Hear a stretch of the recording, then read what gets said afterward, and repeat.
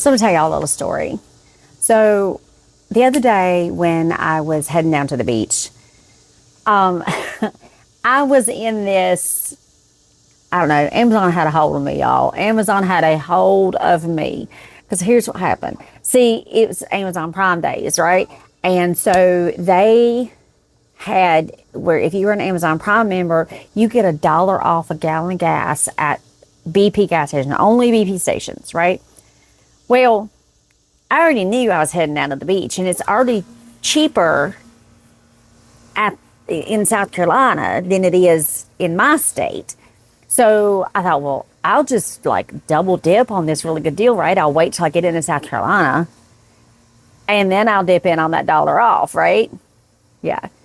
That's what happens when you're an adult. You try to think things all the way through the way that you can get the best savings. Yeah. It didn't quite work out the way I wanted it to. So I'm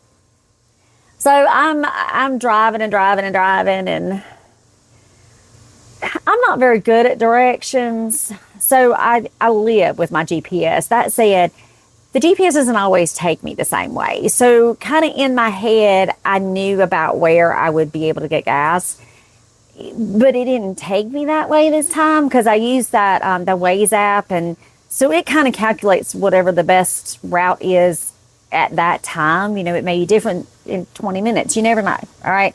So I just go however it tells me to go. So I'm just driving along, and I'm watching my gauge just get lower and lower and lower, and I'm like, oh gosh, I'm gonna need to start finding a station. And then it gets to a quarter of a tank, and I'm like, I am gonna start, like, anything below quarter of a tank, I panic anyway. So I'm thinking, all right, I gotta find a gas station. But y'all, not only the way that this is taking me, and typically the way it is anyway, there's not a whole lot between my house and where I stay at the beach. I don't mean like a whole gas station. I mean like a whole lot of nothing. It is highway and country roads. That's pretty much it. There's a few little backwoods places. That's about it. All right. So next thing I know, that gas light comes on. I was like, holy crap. Holy crap. Now remember, this is a new to me car. Yeah, I've had it for a few months, but you know, I haven't had the need to use a whole bunch of the features necessarily, specifically the one that tells you how many miles are left to empty. I've not been able to find that one yet. And in my brain, I'm going, okay, the gas light just came on. So I've probably got like 30 miles. I really need to be finding somewhere, right? So in that, while I'm driving, because it's, you know, it's just all kind of one road, not a whole lot of traffic out here. I'm scrolling through, and I finally find it. I finally find the place that tells me how many miles to empty. And again, you know, I'm thinking like 30 miles, 25 maybe, 13. I had 13 miles to find a gas station. And I am in the middle of nowhere. All right? So, I ain't gonna lie, I started praying.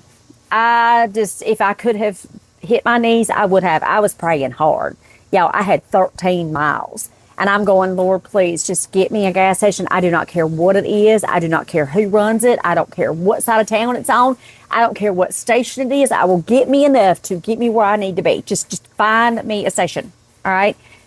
Now, here in my brain, I trust God enough that I know He's going to do this. I know He's going to take care of me.